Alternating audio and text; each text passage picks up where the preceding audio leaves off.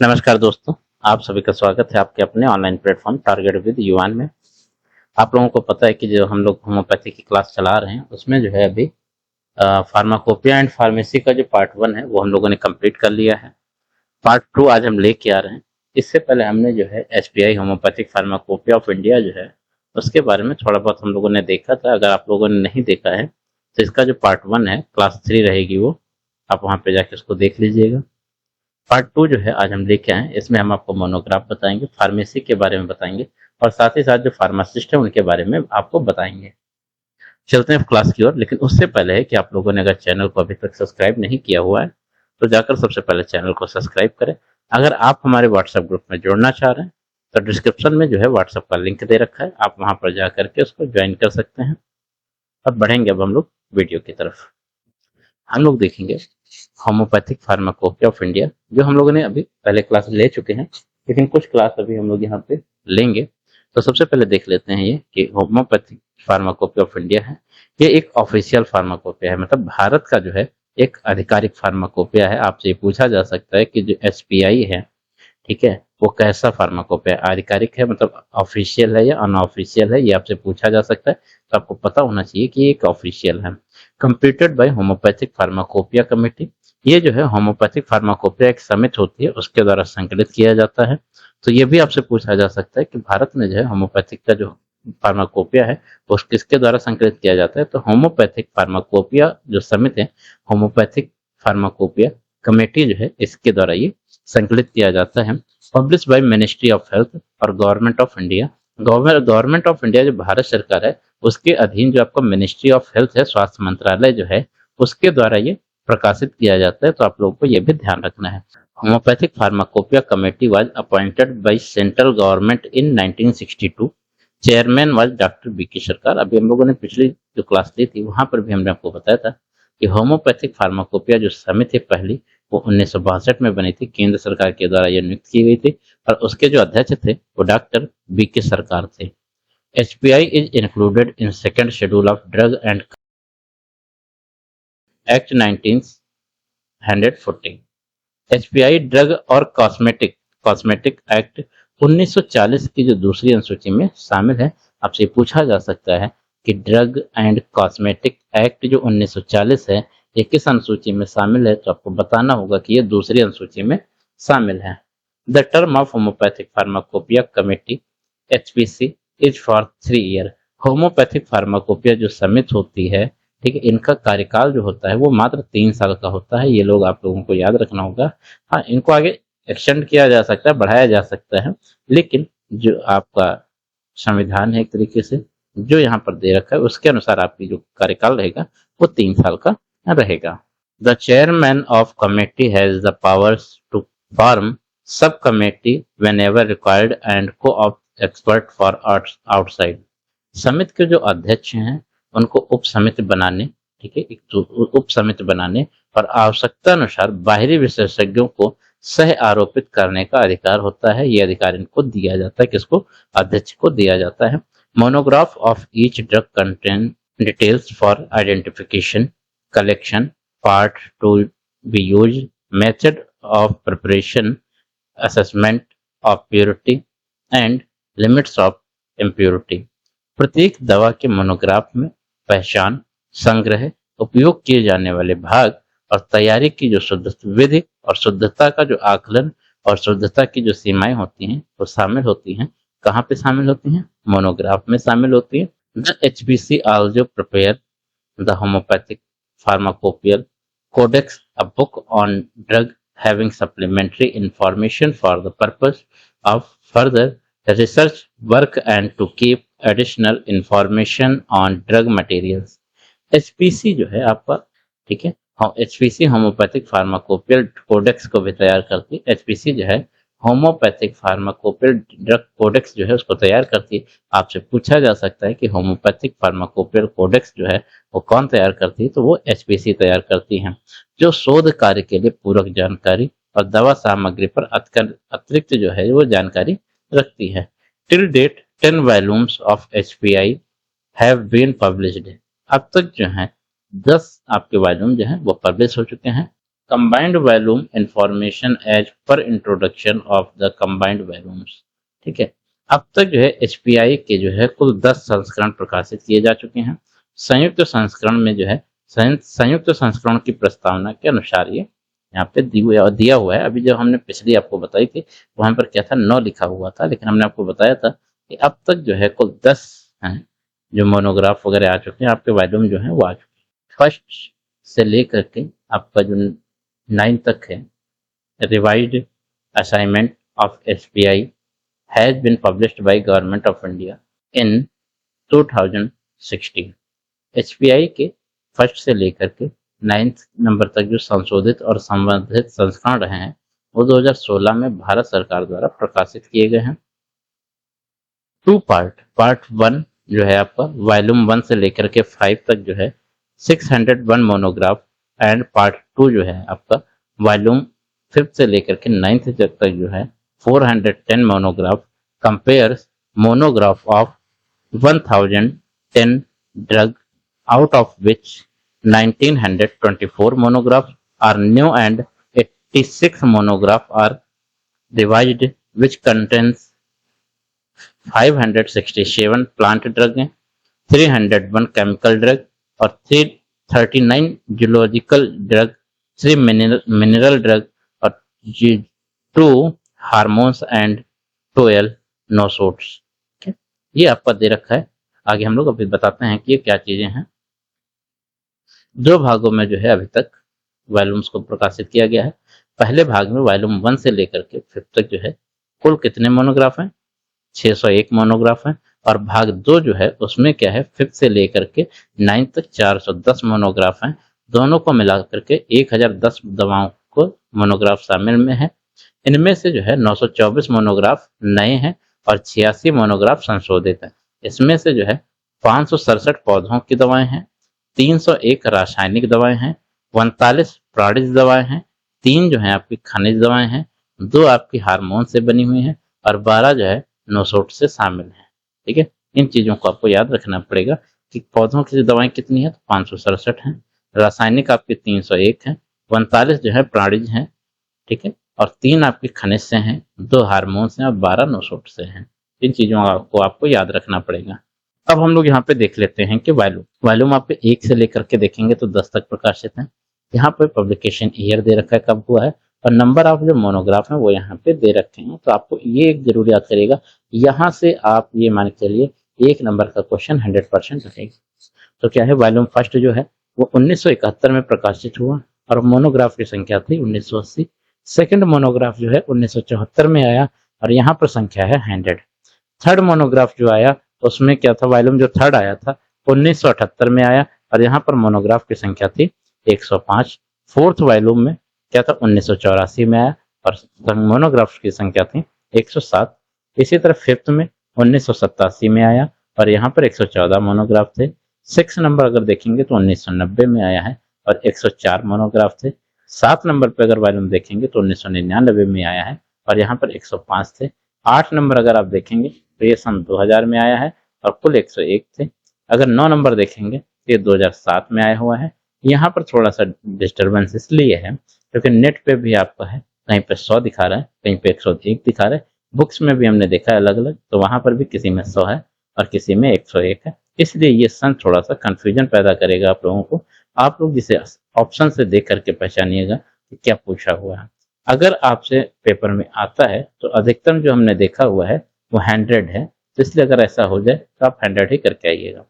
अगर 10th की volume की बात करें तो 2013 में आया और इसमें कुल मोनोग्राफ की संख्या 1 थी। अगर इसको आप देखना चाहते हैं कि कुल कितने मोनोग्राफ हैं तो यहाँ पर एक साइड दे रखी है pcimh.government.in। आप यहाँ से इसको जाकर के मोनोग्राफ चेक कर सकते हैं। आगे हम लोग देखते हैं महेश भट्टाचार्य एंड कंपनी जो है होम्योपैथिक फार्माकोपिया 1893 में जो है यहाँ पे इन्होंने प्रकाशित किया था। महेश भट्टाचार्य एंड कंपनी का जो होम्योपैथिक फार्माकोपिया है 1893 में आया था। कब आया था ये? 1893 में आया था। First publish by M Bhattacharya and company जो थी उन्होंने किया था 1893 में पहला इनका पब्लिश हुआ। फार्मास्यूटिकल मैनुअल के नाम से आया था इन्होंने, और 744 दवाएं इसमें थी। पहली बार 1893 में एम भट्टाचार्य एंड कंपनी द्वारा प्रकाशित फार्मास्यूटिक्स मैनुअल जो थी उसमें 744 जो दवाएं हैं वो शामिल की गई थी। इसके बाद जो 10th एडिशन आया वो 1944 में आया। यहाँ पर इनकरप्टेड 70 इंपॉर्टेंट इंडियन ड्रग जो है उनको शामिल किया गया है। 1944 में प्रकाशित 10वें संस्करण में 70 महत्वपूर्ण जो भारतीय दवाएं हैं, ये इंपॉर्टेंट होगा थोड़ा सा आपको इसमें से, भारतीय दवाएं जो हैं वो सम्मिलित की गई। हम लोग आगे भी देख लेते हैं। 12th एडिशन की अगर हम लोग इनकी बात करें, 12th एडिशन जो है वो 1962 में आया हुआ है, प्रकाशित हुआ था। 12वां संस्करण 1962 में हुआ है। एम भट्टाचार्य एंड कंपनी का होम्योपैथिक फार्माकोपे से कहा गया है। इसके बाद हम लोग कुछ परिभाषाएं हैं उनको देखेंगे, सब डेफिनेशंस में है। फार्माकोलॉजी है, इसे क्या बोलते हैं? Science that deals with different expected of the drug, विज्ञान जो दवाओं में विभिन्न पहलुओं से संबंधित है, इसको ऐसा बोलते हैं। फिर है फार्माकोकाइनेटिक्स जो है, role of a drug in the body और how body handle the drug, शरीर में दवा की भूमिका या शरीर दवा को कैसे संभालता है, इसके बारे में यहाँ पे पढ़ा जाता है। फिर है फार्माकोडायनामिक्स, यहाँ पे क्या है? Interaction of the drug molecules and body, दवाओं के अणुओं और शरीर के बीच की जो प्रतिक्रिया है इसके बारे में यहाँ पे पढ़ा जाता है। आगे की हम लोग जो है कुछ देखते हैं जो अन्य परिभाषाएं हैं। यहाँ पर है फार्माकोजेनेटिक्स, दवा प्रतिक्रिया में आनुवंशिक रूप से मध्यस्थता की गई विविधियों का अध्ययन। ठीक है, यहाँ इसके बारे में पढ़ेंगे। फार्माकोग्नोसी जो है दवाओं की पहचान का विज्ञान है, इसके बारे में यहाँ पे पढ़ा जाता है। पोसोलॉजी जो है study of drug, Paracelsus, poison is everything and nothing is without poison, the dose make it a poison और अ रेमेडी। पोसोलॉजी जो है खुराकों का अध्ययन कहलाता है। पैरासेल्स जो है इसमें जहर सब कुछ है और कोई भी चीज जहर के बिना नहीं है, खुराक इसे जहर या उपचार मानती है, ऐसा इसके बारे में पढ़ाया जाता है। हम लोग आगे भी देखेंगे। फार्माकल जो है आपका फार्मेसी या दवाओं से संबंधित है, इसके बारे में यहाँ पढ़ा जाएगा। फार्मास्यूटिक्स दवाओं को तैयार करने की कला और विज्ञान कहलाती है, इसके बारे में यहाँ पे पढ़ा जाता है। फार्मास्यूटिकल जो है दवाओं को तैयार करने का ज्ञान है या कला है, इसके बारे में यहाँ पे पढ़ा जाता है। फिर हम लोग फार्मास्यूटिकल की बात करेंगे। ये चिकित्सा में प्रयुक्त रासायनिक दवाओं और दवाओं की जो तैयारी होती है, उपयोग होता है, बिक्री से संबंधित जो है वो फार्मास्यूटिकल में ये सारी चीजें पढ़ाई जाती हैं। आगे हम लोग देख लेते हैं। फार्मासिस्ट, अ पर्सन स्किल्ड और engaged in pharmacy, one who prepares or dispense medicine, only legal qualified to sell drug। Pharmacist जो है एक व्यक्ति जो फार्मेसी में कुशल और संलग्न है, एक जो दवाएं तैयार करता है और वितरित करता है, एक जो कानूनी रूप से दवाओं को बेचने के लिए योग्य है, उसको फार्मासिस्ट बोलते हैं। इसके लिए आप लोगों का दो प्रकार का होता है, इसे एक होता है डी फार्मा, ठीक है, एक होता है बी फार्मा और आपका हो गया डीएचपी। ठीक है, इस तरह के जो डिप्लोमा होते हैं इन लोगों को हम लोग क्या कहते हैं? फार्मासिस्ट कहते हैं। फार्माकोकेमिस्ट जो है एक फार्मास्यूटिकल केमिस्ट है जो फार्मेसी से संबंधित रसायन विज्ञान में कुशल होता है, ऐसा इन लोगों का कहना होता है। आगे हम लोग देखेंगे इनकी परिभाषाओं में।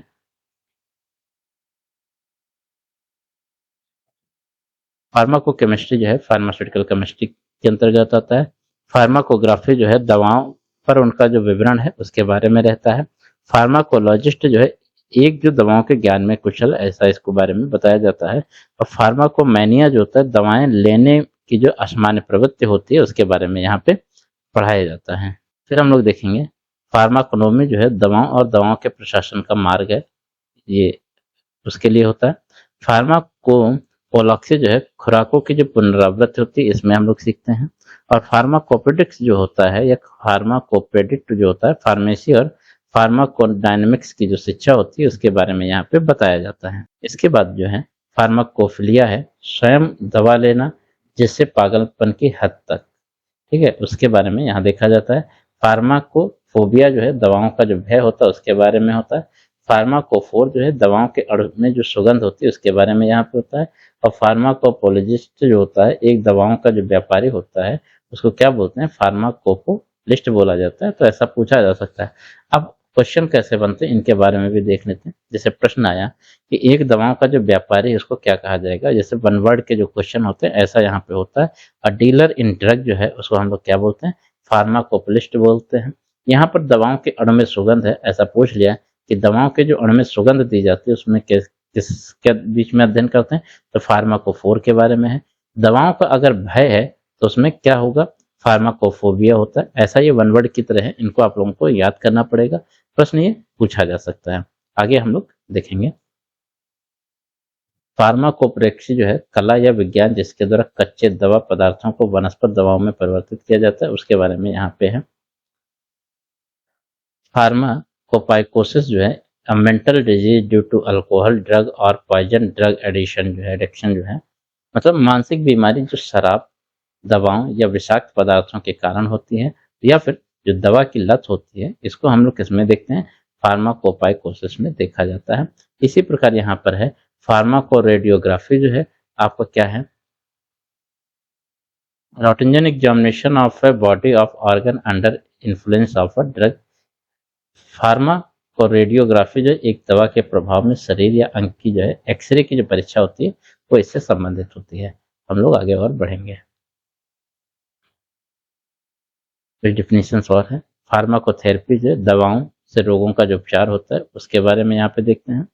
रेमेडी जो है उपचार, if a medicine is administered according to the symptoms similarity to perform a cure is called a remedy for the case of the disease. उपचार क्या है, यदि कोई दवा लक्षण समानता के अनुसार एक इलाज करने के लिए प्रशासित की जाती है तो इसे रोग के मामले में उपचार कहा जाता है। ये उपचार की यहाँ पे इन्होंने परिभाषा दे रखी है। फिर हम लोग आगे देखेंगे polychrest. There are few medicines the majority of those symptoms correspond in similarity with the symptoms of the commonest and most frequent of human disease and hence very often find an gaseous homeopathic employment. They may be termed polycrust। ठीक है, Hahnemann reference में जो है materia medica pura volume 2 in the introduction of nux vomica. Polychrest क्या है, कुछ दवाएं होती हैं जिनके अधिकांश लक्षण सामान्य और सबसे आम मानव रोगों के लक्षणों के साथ समानता में मेल खाते हैं और इसलिए बहुत बार होम्योपैथिक उपयोग में प्रभावी होती है। इन्हें पॉलीक्रिस्ट कहा जाता है। ये हनीमैन ने कहा था। संदर्भ में क्या है, मटेरिया मेडिका जो पूरा है उसका जो वॉल्यूम 2 है उसमें क्या है इन्होंने दे रखा है, आइए हम लोग देख लेते हैं। मटेरिया मेडिका पूरा जो है वॉल्यूम 2 नक्स वोमिका के परिचय में इन्होंने ऐसा कहा हुआ है। Other place where Hahnemann has mention polychrest are chamomilla, ignatia and pulsatilla in their introduction in materia medica pura. इन्होंने बताया कि अन्य स्थान जहां हनीमैन ने पॉलीक्रिस्ट का उल्लेख किया है, कहाँ कहाँ पे किया है, कैमोमिला में किया है, इग्नाटिया में किया है एंड पुलसाटिला में इन्होंने अपना परिचय जो है मटेरिया मेडिका पूरा में दिया हुआ है। तो आप लोग ये भी ध्यान रखिएगा। अब हम लोग बात करेंगे फार्मेसी के बारे में कि फार्मेसी क्या है। It is an art and science of identify, selecting, collecting, combing, preparing, preserving and standardising of drug and medicine either from natural and synthetic source. It also embraces knowledge of medicine, art of compounding and dispensing them. ये प्रकृति और synthetic स्रोतों से दवाएं और औषधियों की पहचान है। यह प्राकृतिक और सिंथेटिक स्रोतों से दवाओं और औषधियों की क्या होती है, पहचान होती है, उसका चयन होता है, संग्रहण होता है, संयोजन होता है, उसकी तैयारी होती है, संरक्षण और मानकीकरण की जो कला और विज्ञान है, ऐसा इसमें कहा गया है। इसमें औषध का ज्ञान, उन्हें मिलाने और वितरण की जो है वो कला भी शामिल होती है, इसलिए इसे फार्मेसी कहा जाता है। आगे हम लोग देखेंगे थोड़ा सा। Doctor W.M. बोयरिक in his A Compound of the Principle of Homeopathy defines pharmacy as the art of preparing drugs for use and dispensing them as medicines। Doctor W.M. Boericke जो हैं उन्होंने अपनी पुस्तक क्या है, a compend of the principle of homoeopathy में जो है फार्मेसी को दवाओं को उपयोग के लिए तैयार करने और उन्हें औषधियों के रूप में वितरण करने की जो कला है के रूप में इसको परिभाषित किया है। According two chambers dictionary, pharmacy is the art, practice or science of collecting, preparing, preserving and dispensing of medicines। Chambers dictionary के अगर अनुसार की बात करेंगे तो फार्मेसी जो है वो दवाओं के संग्रह है, तैयारी, संरक्षण और वितरण की कला, अभ्यास और विज्ञान है, ऐसा इन्होंने बताया गया है। फिर हम लोग देखते हैं कि हिस्ट्री ऑफ फार्मेसी जो है, फार्मेसी का जो इतिहास है उसके बारे में देख लेते हैं। The history of pharmacy is nothing but the history of medicine. It is very difficult to begin or point out of beginning of pharmacy. There are no such documentary proof or evidence in respect of historical development of pharmacology. Pharmacy का जो इतिहास है वो चिकित्सा का ही इतिहास है, ऐसा इन्होंने बताया है। फार्मेसी की शुरुआत का निर्धारण करना या उसकी शुरुआत को इंगित करना बहुत ही ज़्यादा मुश्किल है। फार्माकोलॉजी के ऐतिहासिक विकास के संदर्भ में कोई दस्तावेजी प्रमाण या सबूत अब आज तक नहीं मिले हैं। Fighting against the disease with drug is timeless struggle. Its beginning code out in early age when mankind lived in jungle, man's survival and enjoyment for better health has dependent partly upon the success of pharmacy। दवाओं के साथ बीमारियों के खिलाफ लड़ाई एक शाश्वत संघर्ष है। इसकी शुरुआत उन प्रारंभिक युगों में गूंज उठी जब मानवता जंगल में रहती थी। मानव के जीवन रक्षा और बेहतर स्वास्थ्य का जो आनंद है वो फार्मेसी की सफलता पर निर्भर करता है। आप लोग देखिएगा, दवाओं के साथ जो है बीमारियों की जो एक लड़ाई थी वो शाश्वत संघर्ष है। इसकी शुरुआत उन प्रारंभिक युगों में गूंज उठी जब मानवता कहाँ रहती थी, जंगल में रहती थी। मानव के जीवन रक्षा और बेहतर स्वास्थ्य का जो आनंद है फार्मेसी की सफलता पर निर्भर करता है। There are significant events in the history of this part of specific science which led to the development of pharmacy as a separate and distinct discipline. This can be explained according to the country-wise and century-wise parameter। Pharmacy को एक अलग और विशिष्ट अनुशासन के रूप में विकसित करने के लिए विशेष विज्ञान के इतिहास में महत्वपूर्ण घटनाएं हैं। इसे देशवार और सदीवार, जिसे हम लोग बोलते हैं शताब्दी। सदीवार मतलब यहाँ पे देखेंगे तो सेंचुरी लिखा है, सेंचुरी का मतलब होता है 100 और 100 को बोलते हैं शताब्दी, इसे बोलते हैं शताब्दी। ठीक है, तो सदीवार मापदंड के अनुसार समझाया जा सकता है। आगे हम लोग बढ़ते हैं, हम लोग होम्योपैथिक फार्मेसी के बारे में बात कर लेते हैं। It is an art and science by means of which we can acquire a sound knowledge about the art of identifying and collecting medicinal substance for the different source of nature, preparing, preserving them in the laboratory, combing and compounding according to the rules and regulations of homeopathic pharmacopoeia, and dispensing them according to the physician precautions. It also embraces the legal and professional accepted and also regulates the proper distribution of drug and medicines। यह एक कला और विज्ञान है इस जिसके माध्यम से हम विभिन्न प्राकृतिक स्रोतों से औषधि पदार्थों की पहचान, संग्रहण की कला के बारे में एक सुदृढ़ ज्ञान प्राप्त करते हैं, उन्हें प्रयोगशाला में तैयार करते हैं, संरक्षित करते हैं और संयोजित कर सकते हैं। होम्योपैथिक फार्माकोपिया के नियमों और विनियमों के अनुसार चिकित्सक के नुस्खे के अनुसार उन्हें वितरित कर सकते हैं। मतलब जो चिकित्सक है उसकी परामर्श के अनुसार ही उसको वितरित कर सकते हैं। इसमें कानूनी और पेशेवर पहलू भी शामिल होते हैं जो दवाओं और औषधियों के उचित वितरण को नियंत्रित करते हैं। अब हम लोग देखते हैं HPI, जिसको बोलते हैं homeopathic pharmacopoeia of India. Says homeopathic pharmacy is concern with collection, identification, preparation, standardization, and preservation of the drug used in homeopathic practice. एचपीआई का कहना है कि होम्योपैथिक फार्मेसी होम्योपैथिक प्रैक्टिस में उपयोग की जाने वाली दवाओं के संग्रहण, पहचान, तैयारी और मानकीकरण और साथ में संरक्षण से संबंधित है। बेसिस ऑफ होम्योपैथिक फार्मेसी, अगर हम इसे होम्योपैथिक फार्मेसी के आधार पर देखेंगे तो homoeopathic pharmacy is based on monopharmacy, pharmacodynamics and potentisation.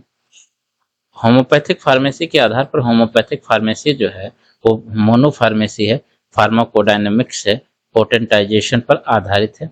ये जो है इसका कहना है।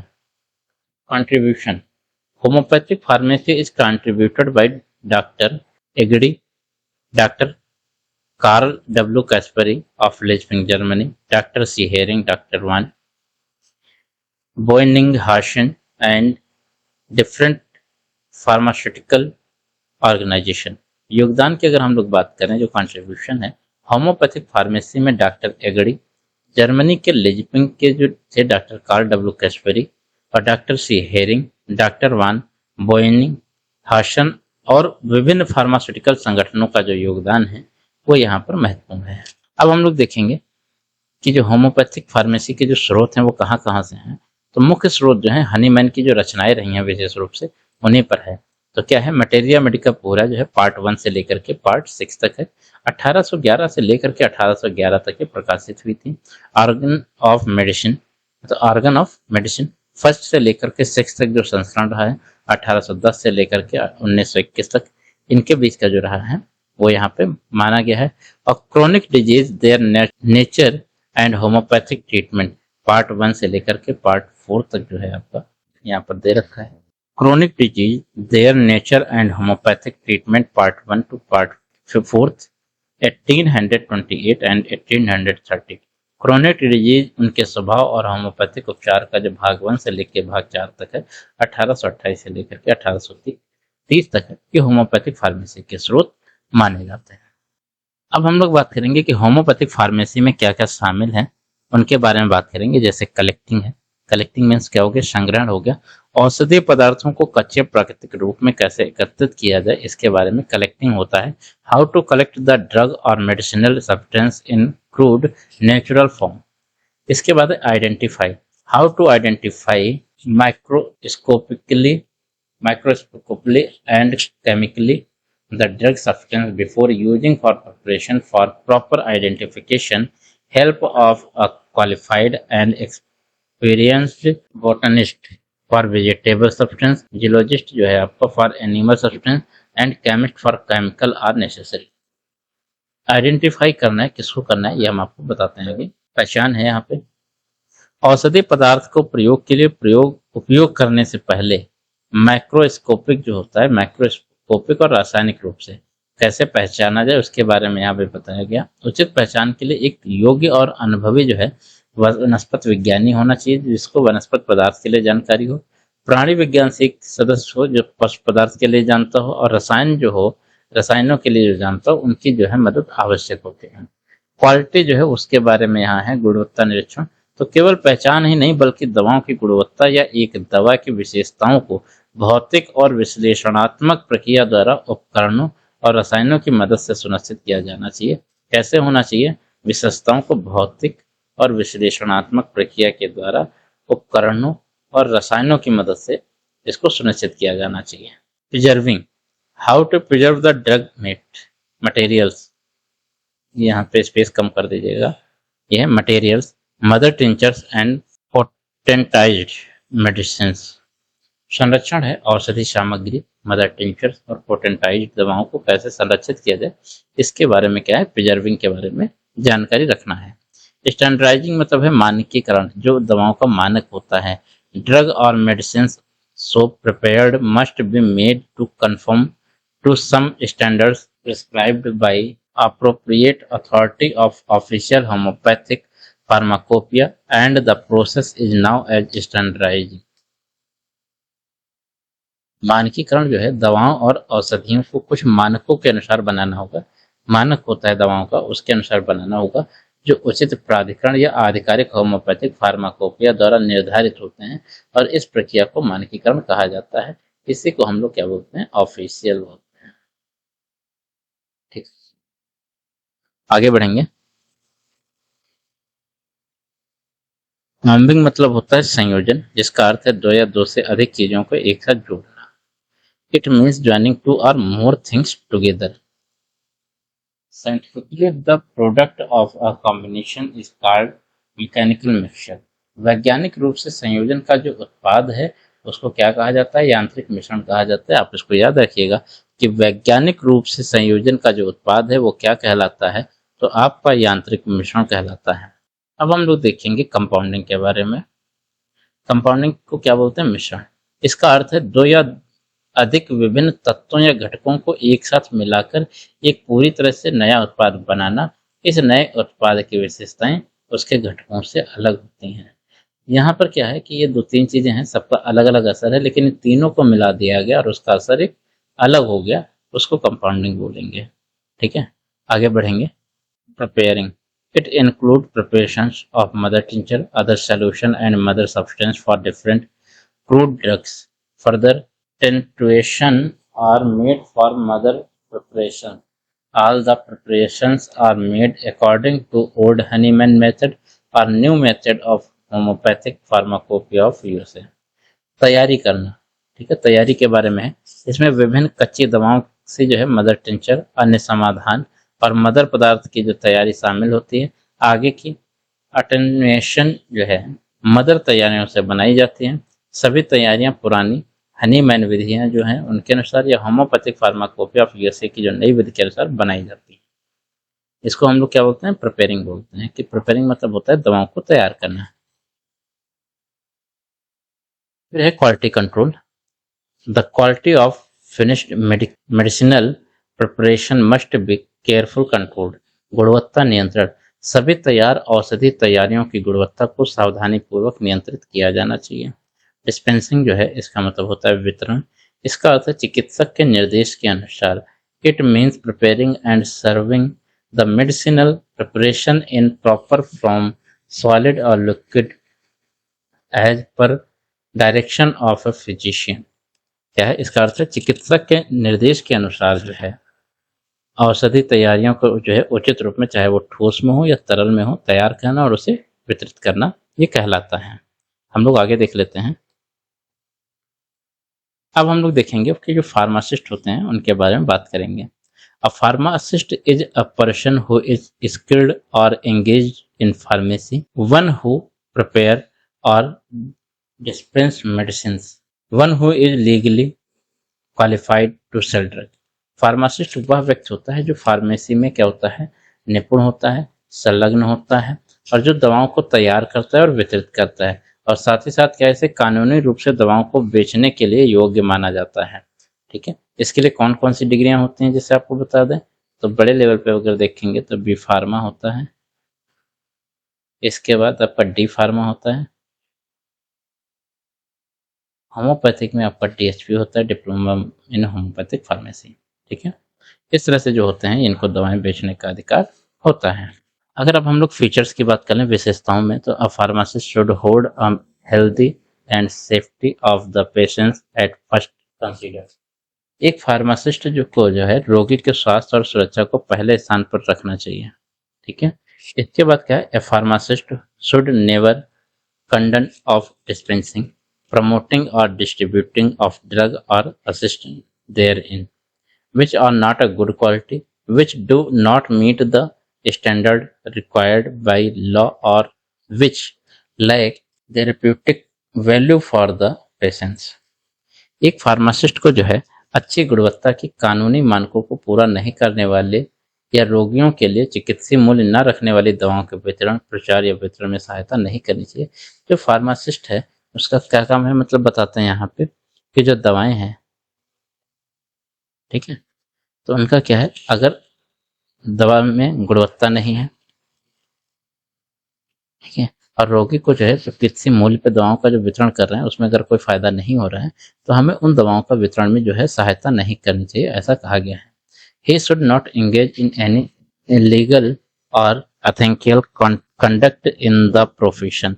उस पेशे में किसी भी अवैध या अनैतिक आचरण में संलग्न नहीं होना चाहिए, ऐसा इसमें फार्मासिस्ट के लिए कहा गया है। एक फार्मासिस्ट को जो है अपनी सेवाओं के लिए हमेशा केवल उचित और उचित पारिश्रमिक ही प्राप्त करना चाहिए। उसे अन्य स्वास्थ्य व्यवस्थाओं के प्रैक्टिशनर्स या किसी अन्य व्यक्ति के साथ ऐसे लेन-देन में भाग नहीं लेना चाहिए जिनमें फीस विभाजित हो या जो पेशेवर सेवाओं के प्रदर्शन के संबंध में वित्तीय या अन्य शोषण का कारण बन सकें। तो फार्मासिस्ट के लिए ये सब नहीं है कि आप जो है किसी अन्य जगह पे जाकर के पारिश्रमिक कर रहे हैं।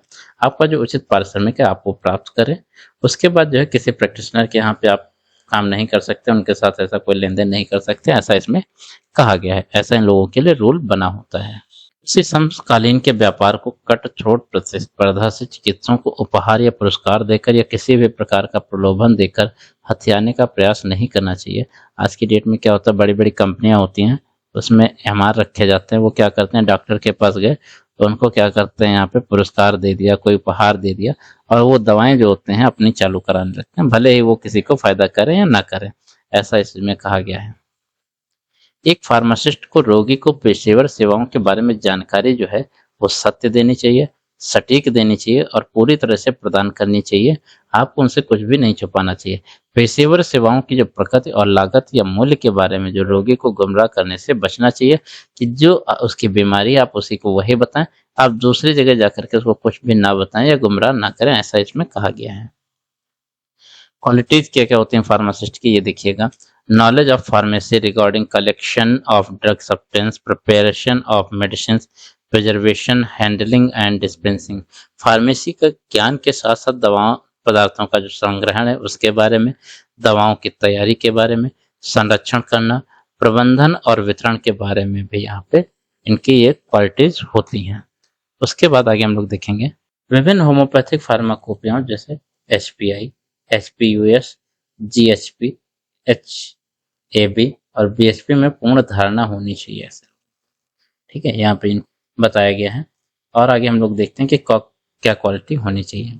वो एक फार्मासिस्ट है वो योग्य हो, ईमानदार हो, मानवीय हो, विश्वसनीय हो और अपनी जिम्मेदारियों के जो प्रति वो पूरी तरह से जागरूक हो। ऐसे हमें फार्मासिस्ट चाहिए होते हैं। बीमारियों के प्रति गहरी प्रेम और सहानुभूति रखते हो। ठीक है, प्रदर्शन में उनका जो है उचित कौशल हो और फार्मासिस्ट को तैयारी, प्रबंधन और वितरण के हर कदम में सावधानी पूर्वक देखभाल और सटीकता का अभ्यास करना चाहिए। ऐसे फार्मासिस्ट के लिए ये नियम बने होते हैं। Since the homeopathic physician has to depend almost entirely on infinitesimal dose, it is essential that the homeopathic medicinal preparation must be absolutely accurate and dependable. So the homeopathic pharmacist must know the proper way of preparation of various drugs. He must have knowledge of collection of drug substance because the first job of a pharmacist is to procure or collect drug substance. So great care should be taken in selecting the drug materials as there are no available tests to see if the medicines obtained are genuine. One has to depend completely on the pharmacist. क्योंकि homeopathic चिकित्सक को लगभग पूरी तरह से सूक्ष्मतम खुराकों पर निर्भर रहना पड़ता है, इसलिए होम्योपैथिक औषधि तैयारी को पूरी तरह से सटीक और विश्वसनीय होना चाहिए। इसलिए होम्योपैथिक फार्मासिस्ट को विभिन्न दवाओं की तैयारी के उचित तरीके को जानना, उसे दवा पदार्थों के संग्रहण का ज्ञान होना चाहिए, क्योंकि एक फार्मासिस्ट का पहला काम दवा पदार्थ को प्राप्त या एकत्र करना होता है। इसलिए दवा सामग्री के चयन में अत्यधिक सावधानी बरतनी चाहिए, क्योंकि प्राप्त दवाओं के असली होने की जांच के लिए कोई उपलब्ध परीक्षण नहीं है। इसलिए पूरी तरह से फार्मासिस्ट पर निर्भर रहना पड़ता है। ठीक है, तो आप लोग अब समझ चुके होंगे जो फार्मासिस्ट होते हैं वो कितने इंपॉर्टेंट होते हैं। तो कैसी लगी आप लोगों को आज की ये वीडियो, कमेंट बॉक्स में जरूर बताएं। मिलते हैं अगले वीडियो में, तब तक के लिए नमस्कार, धन्यवाद।